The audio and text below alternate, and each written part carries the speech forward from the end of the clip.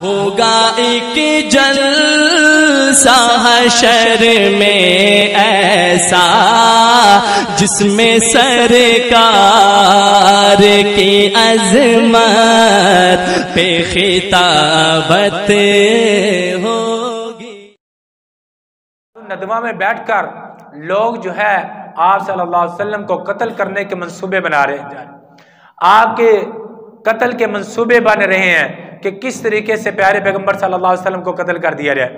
उधर से अल्लाह भी तदबीरें कर रहे हैं कि किस तरह बाहिफाजत मैंने अपने पैगंबर को मक्का से निकाल कर मदीने की तरह रवाना करना है।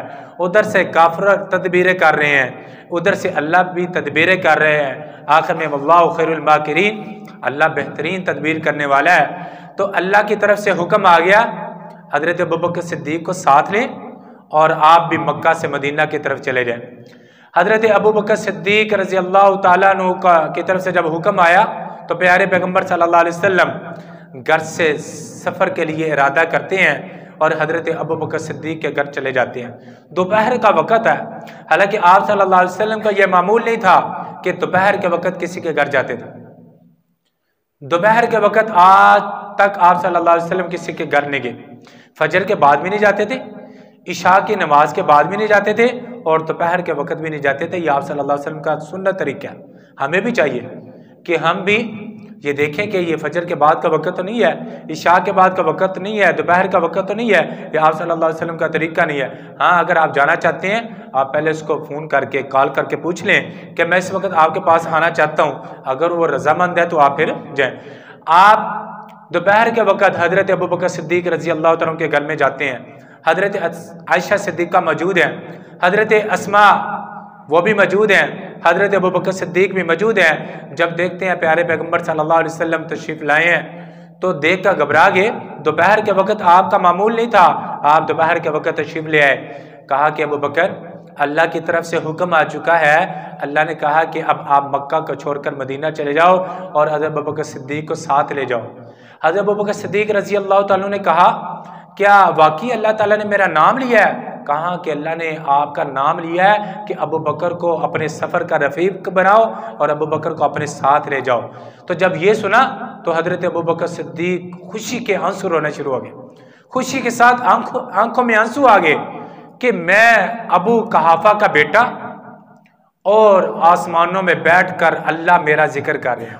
अल्लाह ने मेरा नाम लिया है और नाम लेकर कहा है कि जाओ तुम भी अल्लाह के पैगंबर के साथ जो है वो मक्का से मदीना की तरफ हिजरत कर जाओ। ये बड़े खुशकिस्मत इंसान है कि जिसका नाम अल्लाह ताला अर्शों पे बैठ के नाम ले ले। हजरत मुआज रज़ी अल्लाह तआला को जब यमन का गवर्नर बनाकर भेजा ना, अल्लाह के पैगंबर सल्लल्लाहु अलैहि वसल्लम ने हजरत मुआज की ड्यूटी लगा दी।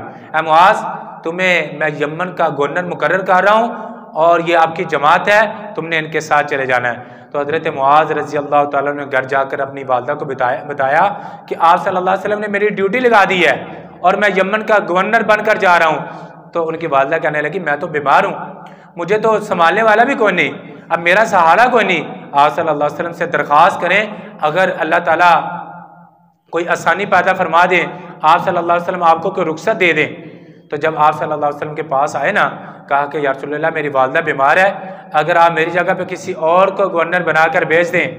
तो आप सल्लल्लाहु अलैहि वसल्लम ने फरमाया, ये मैंने नहीं कहा, अल्लाह ने आसमानों में तेरा नाम लेकर कहा है कि मुआज को कहो कि तुम इस काफिले के साथ चले जाओ और गवर्नर बनाकर हजरत मुआज को भेजो।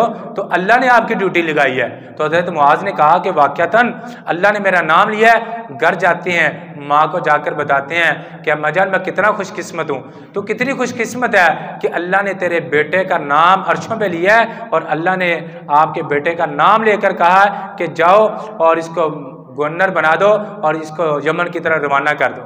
तो ये बड़ी खुशकिस्मती वाली बात है। ये हजरत अबू बकर सिद्दीक के घराने के साथ अल्लाह को बड़ी मोहब्बत है ना। जब दुनिया में बड़े मामलात आते हैं लेकिन गवाही वो ज़मीन पर होती है, लेकिन जब हजरत अबू बकर सिद्दीक और उनके घर वालों की बारी आती है ना, तो अल्लाह ताला आसमानों से कुरान बनाकर बतौर गवाही के नाजिल करते। तो आप सल्लल्लाहु अलैहि वसल्लम हजरत अबू बकर सिद्दीक के साथ घर से रवाना होते हैं और मक्का की तरफ निकल कर मदीना की तरफ जाने जाते हैं। और जब मक्का से 3 मील के फासले पर गारे सौर आता है और वहाँ पर जाने के लिए हज़रत अबू बकर सिद्दीक़ और आप सल्लल्लाहु अलैहि वसल्लम इकट्ठे चलते हैं। रास्ते में आप सल्लल्लाहु अलैहि वसल्लम हज़रत अबू बकर सिद्दीक़ को कहते हैं कि अब मैं थक चुका हूँ, ये इतना पथरीला इलाका है कि मेरे पाँव में ज़ख्म आ रहे हैं, अब मुझसे चलना मुश्किल हुआ जा रहा है। तो हज़रत अबू बकर सिद्दीक़ रज़ी अल्लाह तआला कहते हैं, या रसूल अल्लाह आप मेरे कंधे पे बैठ जाएं, मैं आपको अपने कंधे पे बिठा कर लेकर जाता हूँ। अब देखिए जब मक्का में बैतुल्लाह में 360 बुत लगा दिए गए तो उसको तोड़ने के लिए हज़रत अबू बकर हज़रत मोहम्मद सल्लल्लाहु अलैहि वसल्लम ने हज़रत अली को कहा कि आप मेरे कंधे पे चढ़ जाएं और ये सारे के सारे बुत तोड़ दें।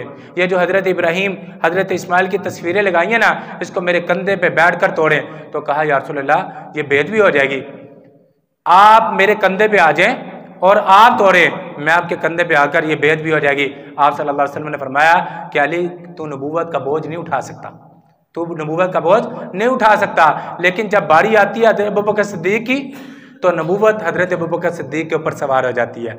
आप सल्लल्लाहु अलैहि वसल्लम हज़रत अबू बकर सिद्दीक़ के कंधे पर सवार होकर वो गारे सौर में चले जाते हैं और 3 रात का क़याम वहाँ पर करते हैं। 3 रात का क़याम वहाँ पर करते हैं। हज़रत अस्मा रज़ी अल्लाह तआला अन्हु खाना लेकर आती हैं। दूसरे दिन जब खाना लेकर आई ना तो देखा कि माथे के ऊपर निशान है। आप सल्लल्लाहु अलैहि वसल्लम ने पूछा बेटी क्या हुआ है? कहा कि या रसूल अल्लाह जब मैं खाना देकर वापस जा रही थी ना तो रास्ते में अबू जहल मिला था। अबू जहल ने कहा कहाँ से आ रही हो और मुझे बताओ कि आपका अब्बा और आप सल्लल्लाहु अलैहि वसल्लम कहाँ हैं? मैंने कहा मुझे पता है लेकिन बताऊंगी नहीं। उसने कहा कि बता दो वगरना मैं तुम्हें मारूंगा। मैंने कहा कि मैं मार खाने के लिए तैयार हूँ लेकिन मैं बताने के लिए तैयार नहीं हूँ। उसने मुझे मारना शुरू कर दिया, इतना मारा मैं बेहोश होकर ज़मीन पर गिर गई, लेकिन मैंने बताया नहीं था ये उसका निशान है। तो हज़रत अस्मा जो है वो 3 दिन तक आप सल्लल्लाहु अलैहि वसल्लम का हज़रत अबू बकर सिद्दीक़ का खाना लेकर वो आती रही। फिर आप सल्लल्लाहु अलैहि वसल्लम 3 दिन क़याम करने के बाद फिर वहाँ से रुखसत होते हैं और उधर से हज़रत अबू बकर सिद्दीक़ के साथ जब जाने लगे ना तो हज़रत अली को कहा कि मेरे बिस्तर पर सो जाओ और ये सुबह जो अमानतें हैं ये काफिरों तक पहुँचा वापस आ जाना। उधर से काफिर जो क्या कर रहे हैं बाहर दरवाजे पर खड़े हो गए हैं कि कब आप सल्लल्लाहु अलैहि वसल्लम बाहर तशरीफ लाएं, हम आप सल्लल्लाहु अलैहि वसल्लम को कत्ल कर दें। कत्ल करने के लिए तलवारें हाथ में पकड़ी हुई हैं और बाहर खड़े हो गए। उधर से अल्लाह के पैगंबर सल्लल्लाहु अलैहि वसल्लम ने अल्लाह के साथ काल मलाई कि या अल्लाह आप कह रहे हैं कि आप यहाँ से निकले और बाहर काफिर खड़े हैं, तो अल्लाह ने कहा कि आप सूरह यासीन पढ़ते हुए निकल जाएं, मैं इनकी आंखों को अंधा कर दूंगा, इनको पता ही नहीं चलेगा कि आप गुजर जाएंगे। तो अल्लाह ने के पैगंबर सल्लल्लाहु अलैहि वसल्लम ने सूरह यासीन की तिलावत शुरू कर दी। वजअलना मिन बैनि अयदीहिम व मिन खल्फिहिम सद्दा। जब ये कहा ना तो अल्लाह ने कहा देखो पैगंबर हमने उनके आगे पीछे हर लिहाज से हमने उनको अंधा कर दिया और वहीं से गुजरे। आप सल्लल्लाहु अलैहि वसल्लम चले गए और काफिर सारी रात इंतजार करते रहे। जब देखा कि आप सल्लल्लाहु अलैहि वसल्लम बाहर तशरीफ नहीं लाए, अब वो अंदर चले गए और देखा कि एक आदमी सोया हुआ है। जब चादर को हटाया ना तो देखा कि आप सल्लल्लाहु अलैहि वसल्लम की बजाय हज़रत अली लेटे हुए। कहा कि हज़रत अली को पूछा कि आप सल्लल्लाहु अलैहि वसल्लम कहाँ हैं? अब आगे से हज़रत अली ने जवाब दिया कि आप सल्लल्लाहु अलैहि वसल्लम चले गए हैं। उन्होंने दूसरा सवाल किया कहाँ चले गए हैं? हज़रत अली ने जवाब दिया कि जहाँ जाना था। तीसरा उन्होंने सवाल किया कहाँ जाना था? हज़रत अली ने जवाब दिया जहाँ गए हैं। यानी झूठ भी नहीं बोला और उनकी बात का जवाब भी हो गया।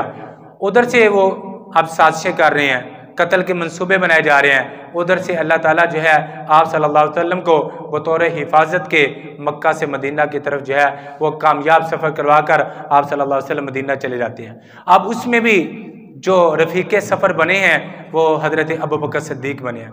आप सल्लल्लाहु अलैहि वसल्लम के 2 अहम सफ़र हुए हैं, एक मेराज का सफ़र है, एक हिजरत का सफ़र है। मेराज के सफ़र में भी रफ़ीक़े सफ़र है और हिजरत के सफ़र में भी रफ़ीक़े सफ़र है। जो मेराज के सफ़र का रफ़ीक था वो भी सारे फरिश्तों का सरदार था और जो हिजरत के सफ़र का रफ़ीक था वो सारे सहाबा का सरदार था। जो मेराज के सफ़र का रफ़ीक था ना वो एक जगह पे जाकर कहने लगा या रसूल अल्लाह अब मैं बस इससे आगे नहीं जा सकता। और जो सफ़र का हिजरत के सफ़र का रफ़ीक था वो आखिर तक आप सल्लल्लाहु अलैहि वसल्लम के साथ किया। आखिर तक आप सल्लल्लाहु अलैहि वसल्लम के साथ किया। तो ये हज़रत अबू बकर सिद्दीक़ रज़ी अल्लाह ताला अन्हु है कि जिन्होंने हर लिहाज से आप सल्लल्लाहु अलैहि वसल्लम के साथ अपनी रफ़ाकत को, अपनी दोस्ती को निभाया। बल्कि आखिरी वक़्त है, आखिरी वक़्त है, आप सल्लल्लाहु अलैहि वसल्लम के ऊपर बेहोशी तारी है, बीमारी की हालत है। आप सल्लल्लाहु अलैहि वसल्लम अपने हुजरे से बाहर तशरीफ़ लाते हैं, पूछते हैं कि नमाज का वक़्त हो गया। साहबा कहते हैं या रसूलल्लाह नमाज का वक़्त हो गया, आपका इंतज़ार कर रहे हैं। तो आप सल्लल्लाहु अलैहि वसल्लम ने फरमाया कि अबू बकर सिद्दीक़ को कहो कि नमाज पढ़े। अब सहाबा में और भी बहुत सारे सहाबा थे, लेकिन ये एजाज़ सिर्फ और सिर्फ हज़रत अबू बकर सिद्दीक़ को हासिल है कि 17 नमाजें आप सल्लल्लाहु अलैहि वसल्लम की ज़िंदगी में हज़रत अबू बकर सिद्दीक़ ने नमाजें पढ़ाई। फिर जब आखिरी नमाज थी ना, आप सल्लल्लाहु अलैहि वसल्लम अपने हुजरे में तशरीफ़ फरमाते, हज़रत अबू बकर सिद्दीक़ मसल्ले पर खड़े होने लगे। उधर से हज़रत मोहम्मद सल्लल्लाहु अलैहि वसल्लम तशरीफ़ लाए तो आप मसल्ले से पीछे हटने लगे। आपने इशारा फरमाया कि आप अपनी जगह पर खड़े रहें। तो यूँ हज़रत अबू बकर सिद्दीक़ खड़े हुए, साथ आप सल्लल्लाहु अलैहि वसल्लम खड़े हो गए और लोगों को बता दिया देखो कि अब मैं हज़रत अबू बकर सिद्दीक़ का इमाम बना हूँ और अबू बकर पूरी दुनिया के इमाम बने हैं, सारे सहाबा के इमाम बने हैं। तो ये शरफ भी हज़रत अबू बकर सिद्दीक़ को हासिल है कि आपकी मौजूदगी में 17 नमाजें पढ़ाई हैं। एक मरतबा हज़रत अबू बकर सिद्दीक़ रज़ी अल्लाह ताला अन्हु यहूदियों के मदरसे में चले जाते हैं, उनकी इबादत खाने में चले जाते हैं। तो उनका एक जो बड़ा आलिम था ना, तो वो लोगों को बता रहा था कि देखो अल्लाह ताला लोगों को कहता हूँ कि मैं फ़कीर हो गया हूँ, मुझे सदका व खैरात दो। मंज़ल्लज़ी युक़रिज़ुल्लाह कर्ज़न हसना, कौन है कि जो अल्लाह को कर्ज़ हसना दे। अल्लाह गरीब हो चुका है, इसलिए अब अल्लाह ताला लोगों से कर्जा मांगते हैं, लोगों से पैसे मांगते हैं। तो जब हज़रत अबू बकर सिद्दीक़ रज़ी अल्लाह ताला ने ये बात सुनी तो उस आलिम के मुंह के ऊपर ज़ोरदार तमाचा मारा। अब उस आलिम ने कहा देखो आपके होते हुए, आपकी मौजूदगी में कोई मुझे थप्पड़ मार दे तो मैं किस बात का आलिम हूँ और तुम किस बात के मेरे मानने वाले हो। तो उनमें से एक यहूदियों का सरदार उठा, उसने कहा कि हम ये पंचायत जो है वो आप सल्लल्लाहु अलैहि वसल्लम के पास लेकर जाते हैं। तो पंचायत लेकर हज़रत मोहम्मद सल्लल्लाहु अलैहि वसल्लम की अदालत में जाते हैं और कहते हैं या रसूलल्लाह आपके अबू बकर ने हमारे आलिम को लोगों की मौजूदगी में थप्पड़ मारा है। कहा कि अबू बकर ऐसा तो नहीं, हज़रत उमर हो तो मान सकते हैं, हज़रत अबू बकर तो बड़े ठंडे मिजाज वाले हैं, ये कैसे हो सकता है। कहा कि वाक़यातन ऐसे हुआ है, वाक़यातन ऐसे हुआ है। अब यहूदी क्या कहने लगा, देखो या अल्लाह के पैगंबर तुम अल्लाह के नबी हो, ठीक है हम नहीं आपको मानते, लेकिन देखो बाकी मामलात में तो इख्तिलाफ हो सकता है लेकिन अल्लाह की ज़ात में कोई इख्तिलाफ नहीं हो सकता। आप भी अल्लाह को मानते हैं, हम भी अल्लाह को मानते हैं, लिहाजा किसी और बात में इख्तिलाफ हो तो बात को माना जा सकता है। ये बात मानने में नहीं आती कि अल्लाह के बारे में हमारा आलिम को कह दे अल्लाह को तुम भी मानते हो हम भी मानते हैं। तो आप सल्लल्लाहु अलैहि वसल्लम ने कहा अबू बकर आपके पास कोई सबूत है, कोई सबूत है। हज़रत अबू बकर सिद्दीक़ रज़ी अल्लाह तआला ने कहा कि या रसूलल्लाह मेरे पास कोई गवाह नहीं है। कहा या गवाह पेश कर दो या फिर बदला देने के लिए तैयार हो जाओ, थप्पड़ खाने के लिए तैयार हो जाओ। ये हज़रत अबू बकर सिद्दीक़ वो साहबी रसूल है, इनका घराना वो है कि जब मसला बनता है ना हज़रत यूसुफ अलैहिस्सलाम का, तो अल्लाह ताला लोगों में गवाही को पेश करते हैं। जब मसला बनता है हज़रत मरियम का तो ज़मीन पर गवाही दिलवाते हैं। जब बात आती है हज़रत अबू बकर सिद्दीक़ की और उनके घर वालों की, हज़रत आयशा पे बहतान लगता है, अल्लाह ताला आसमानों में बतौर गवाह के कुरान को नाजिल करते हैं, सूरह नूर को नाजिल कर देते हैं। और यहाँ पर भी बात आती है हज़रत अबू बकर सिद्दीक़ की, गवाह कोई नहीं, देखने वाला कोई नहीं थी, गवाही कोई नहीं। आपने फरमाया या मार खाने के लिए तैयार हो जाओ या गवाह पेश कर दो। फौरन जिब्राइल अलैहिस्सलाम बतौर गवाही के अल्लाह का कुरान लेकर आ जाते हैं। लक़द समी अल्लाहु क़ौलल्लज़ीना क़ालू इन्नल्लाहा फ़क़ीर व नहनु अग़निया। अल्लाह ने उसकी बात सुन ली जो कहता है कि हम अमीर हैं, अल्लाह गरीब हो गया है, अल्लाह फ़कीर हो गया है। तो हज़रत अबू बकर सिद्दीक़ की गवाही में अल्लाह का कुरान उतरा। हज़रत अबू बकर सिद्दीक़ वो सहाबी हैं कि जिन्होंने अपना माल सब कुछ अल्लाह के रास्ते में कुर्बान कर दिया। तारीख़ुल खुलफ़ा में अल्लामा जलालुद्दीन सूती रहमतुल्लाह अलैह ने लिखा है कि अल्लाह के पैगंबर सल्लल्लाहु अलैहि वसल्लम कहते हैं कि ग़ज़वा तबूक का मौका है, माल लेकर आओ, अपने अपने घरों में जाओ और माल लेकर आओ। सारे सहाबा जाते हैं, माल लेकर आते हैं और लाकर आप सल्लल्लाहु अलैहि वसल्लम के सामने रख देते हैं। तो आप सल्लल्लाहु अलैहि वसल्लम सहाबा से मुखातिब होते हैं, तुम क्या लेकर आए हो, क्या छोड़ कर आए हो।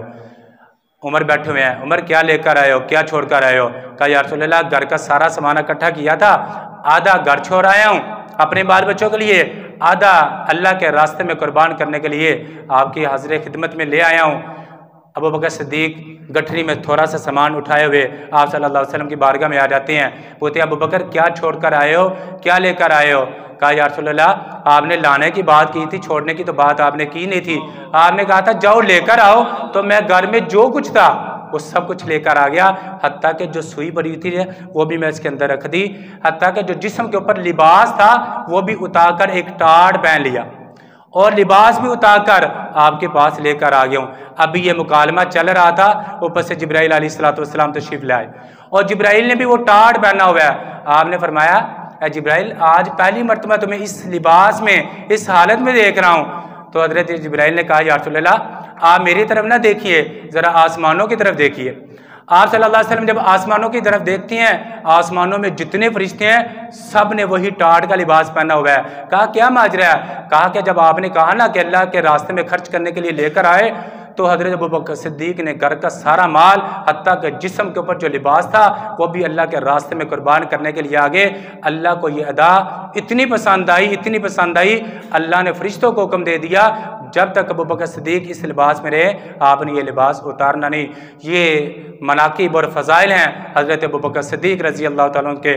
अल्लाह ताला से दुआ है कि अल्लाह ताला हमें हज़रत अबू बकर सिद्दीक जैसा ईमान, उन जैसी मोहब्बत, उन जैसा इश्क और उनके नक्शे कदम पर चलने की तौफीक अता फरमाए। व मा अलैना इल्लल बलागुल मुबीन।